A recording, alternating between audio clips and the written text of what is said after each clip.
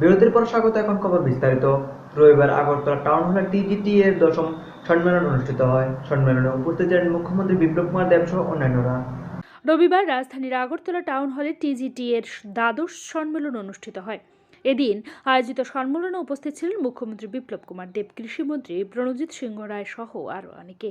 আপনারা প্রাইমারি সেক্টরকে তৈরি করার লোক, আপনারা ত্রিপুরাকে নির্মাণ করার লোক, এই সেক্টরে তথা কৃষিতে অভিজ্ঞতা সম্পন্ন লোক অনেক কম বলে অনুষ্ঠানের প্রধান অতিথির ভাষণে একথা জানান মুখ্যমন্ত্রী বিপ্লব কুমার দেব। চারটিখানি কথা না আজকে হয়ে গেছে, অনেকে মনে হয় আরে এগ্রি বিসিএম করে লেছে, এই করছে সেই করে 30 বছর চাকরি হয়ে গেছে। এমনি তো সবাই তেমন ऐसा नहीं है, সবাই নয়। আপনারা ত্রিপুরাকে নির্মাণ করার লোক, প্রাইমারি সেক্টরকে তৈরি করার লোক। আর কিছু প্রণববাবু এক্সপার্ট আনুন, হয়তো পাওয়া যায় না আমি জানি, এক্সপার্টদের সঙ্গে বিভিন্ন সাবজেক্টের উপরে, হর্টিকালচার উপরে, এগ্রিকালচার উপরে, অ্যানিম্যাল হাজবেন্ডের উপরে।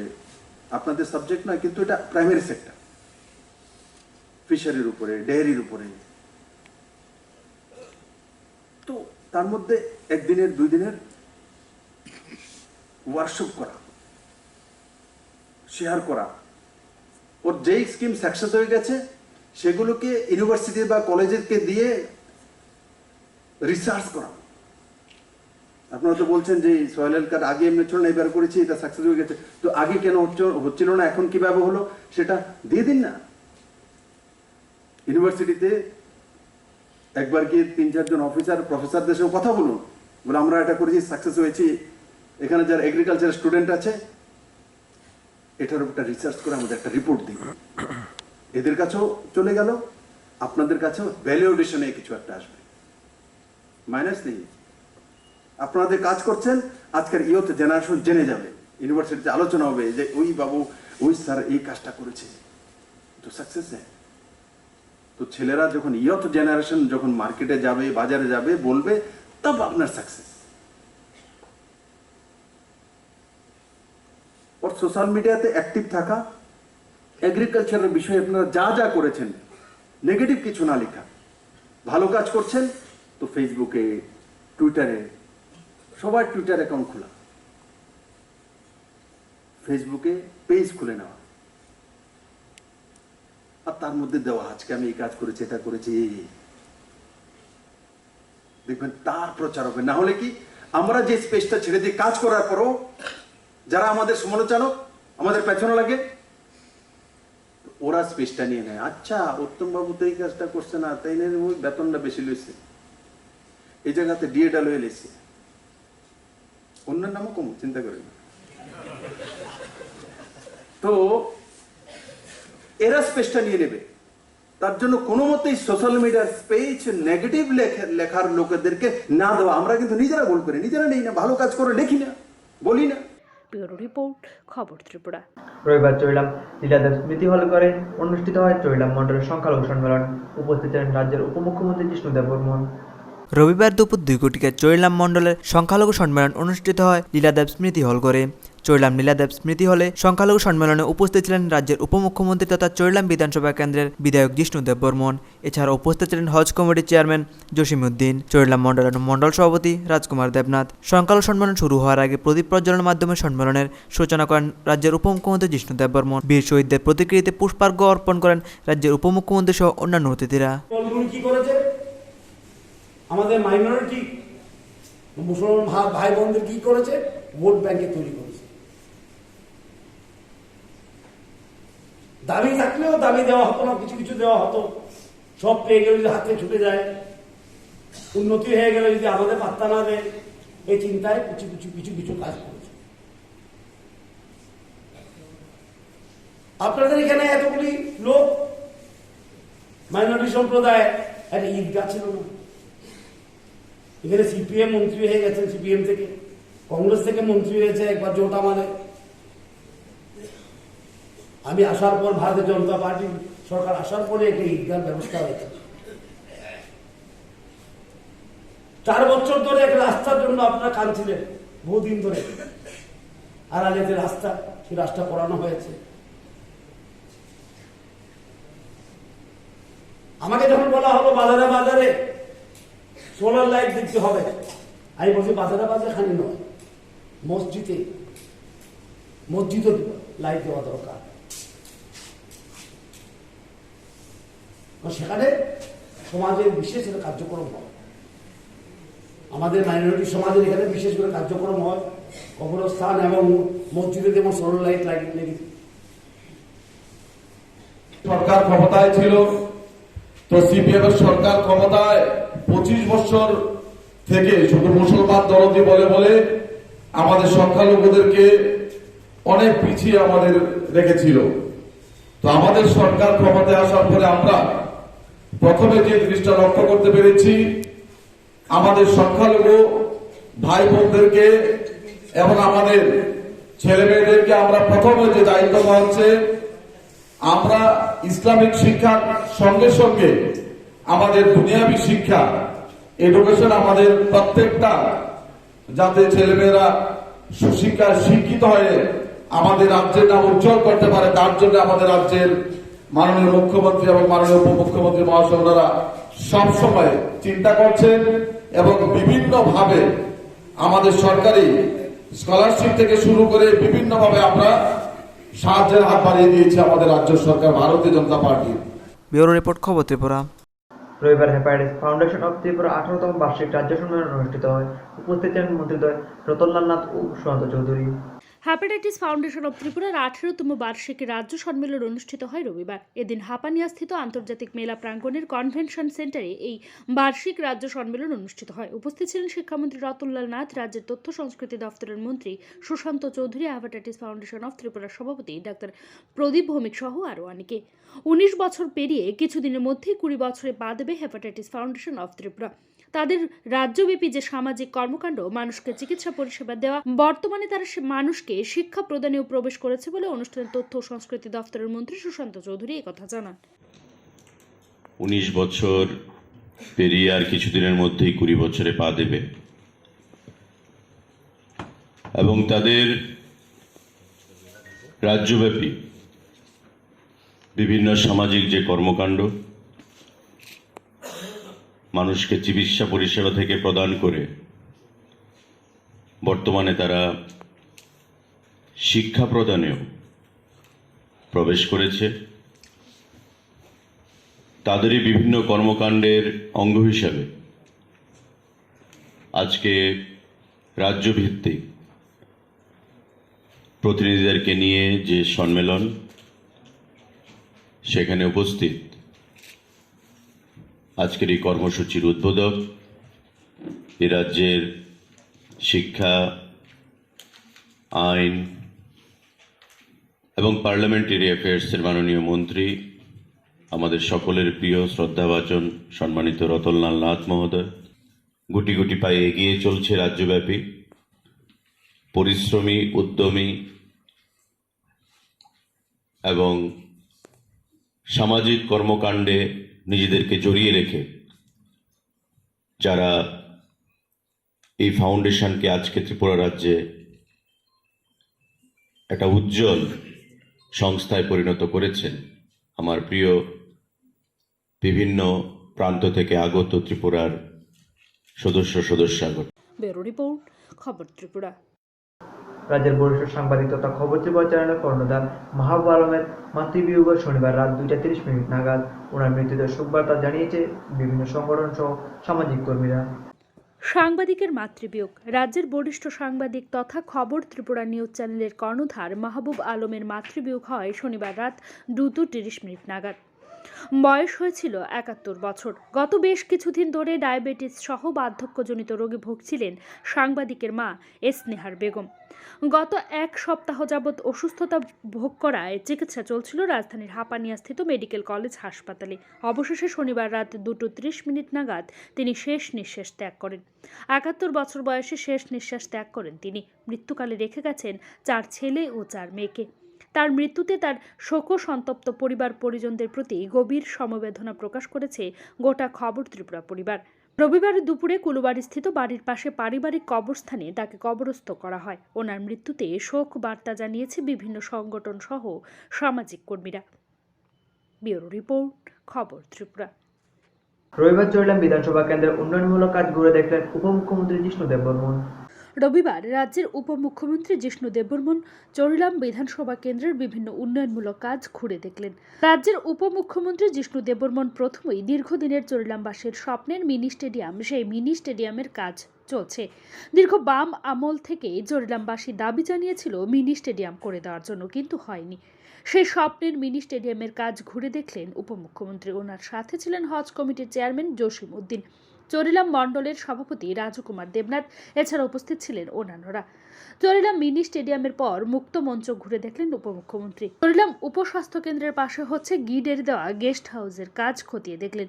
এছাড়া চরিলাম দ্বাদশ শ্রেণী বিদ্যালয়ের আধুনিক মানের বিল্ডিংয়ের কাজ ঘুরে দেখলেন তিনি।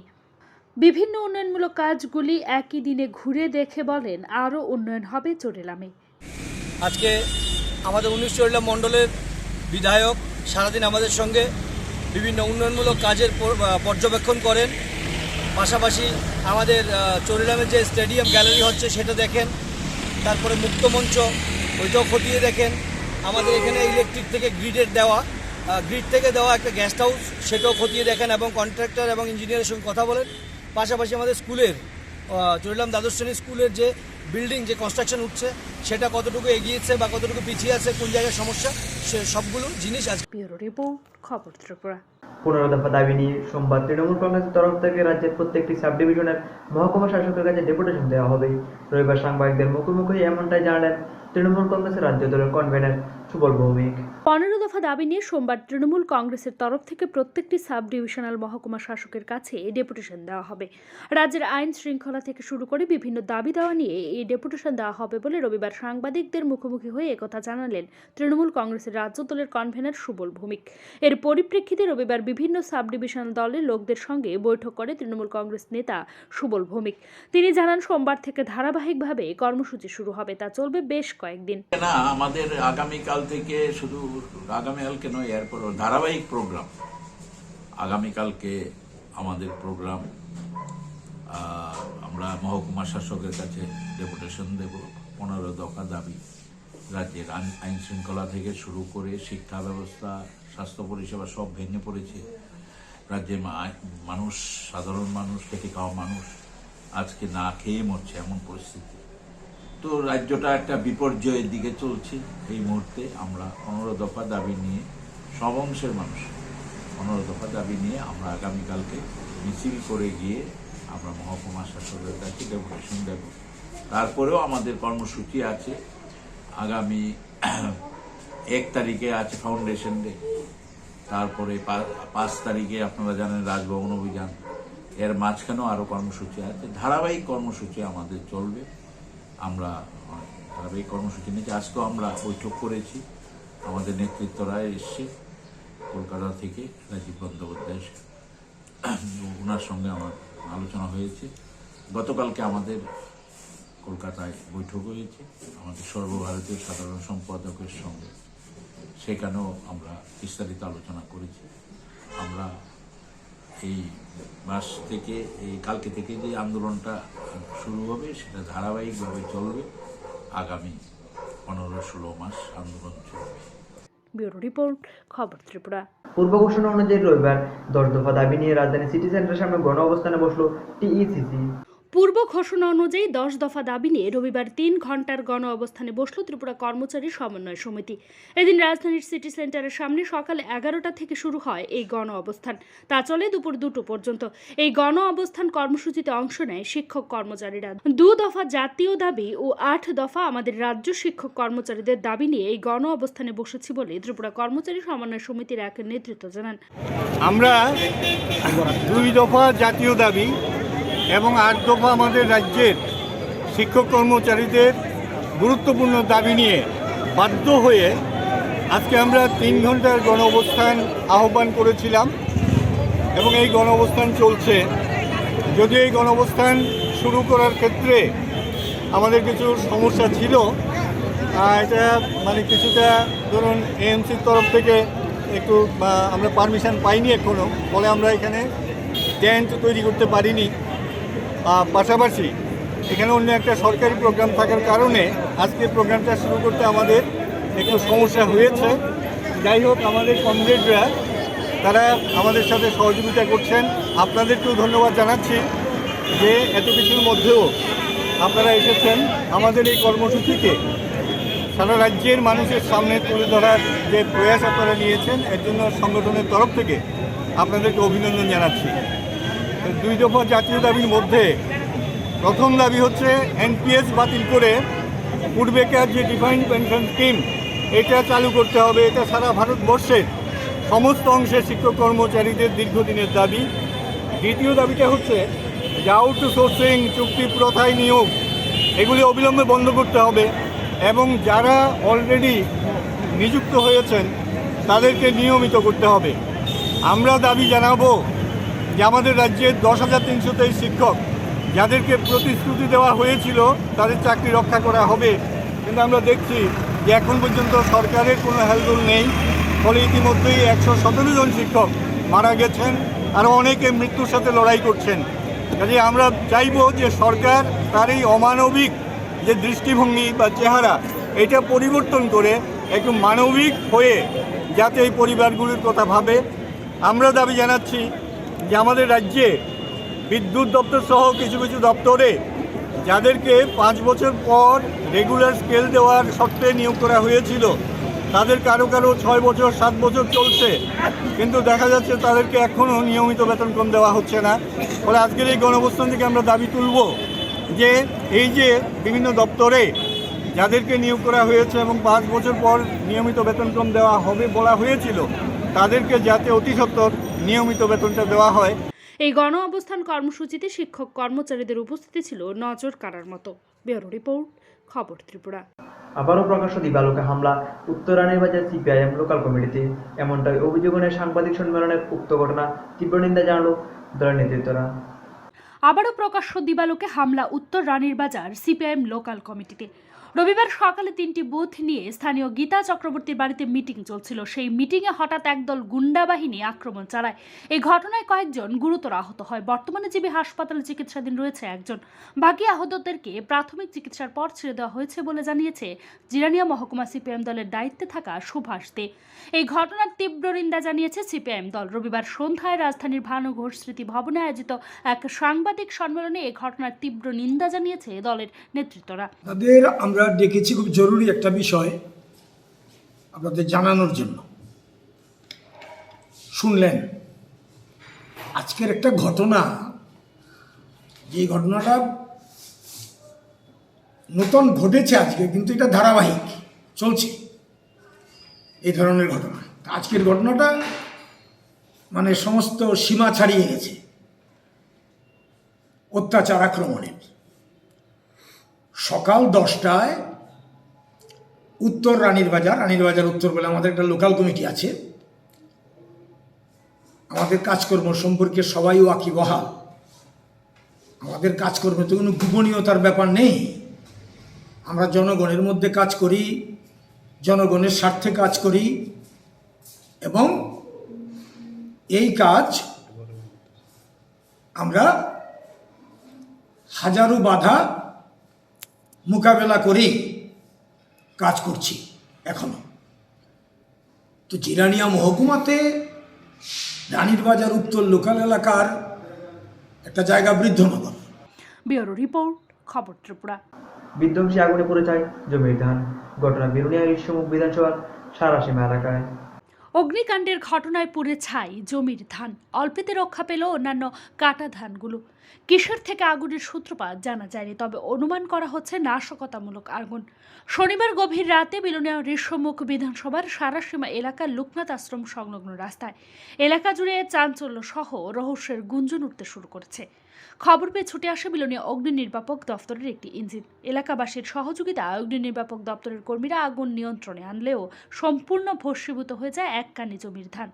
অল্পেতে রক্ষা পেল রতন সরকারের অন্যান্য ধানগুলো। জানা যায় সারাসীমার বাসিন্দা রতন সরকার শনিবার রাত পর্যন্ত ধান ওঠানোর কাজ করে বাকি ধানগুলো শুকানোর জন্য রাস্তায় রেখে দেয়। শনিবার রাত 1:30 নাগাদ কে বা কারা ওনার ধানে আগুন লাগিয়ে দেয়। রাত্রিবেলায় বিয়েবাড়ির বরযাত্রীরা বাড়িতে ফেরার পথে ঘটনা দেখে চিৎকার চেঁচামেচি করতেই ছুটে আসে এলাকার লোকজনেরা।